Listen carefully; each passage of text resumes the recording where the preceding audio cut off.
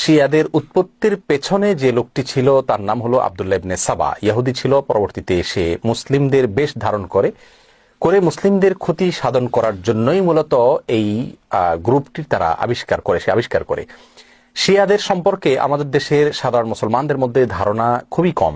আমরা অনেকেই মনে করি মুসলিমদের মধ্যেই একটি সাধারণ দল শিয়া, অথচ শিয়াদের যে সমস্ত বিশ্বাস আছে সে বিশ্বাসগুলো ইসলামের একেবারে মৌলিক বিশ্বাসগুলোর সাথে অনেকগুলো বিশ্বাস আছে যেগুলো সাংঘর্ষিক।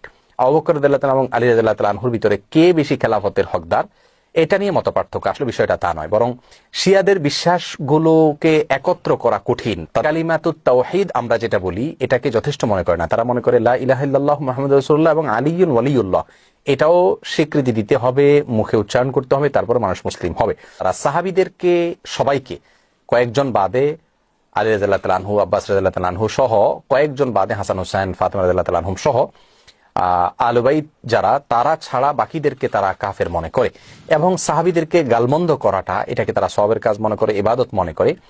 আয়েশা রাদিয়াল্লাহু তাআলা আনহা রাসূল আকরাম সাল্লাল্লাহু আলাইহি ওয়াসাল্লামের সহধর্মিণী, তার চরিত্র নিয়ে তারা সন্দেহ করে, যার চরিত্রের বিষয়ে কোরআন কারীমে সূরা নূরে আল্লাহ সুবহানাহু ওয়া তাআলা পরিষ্কারভাবে ঘোষণা দিয়েছেন।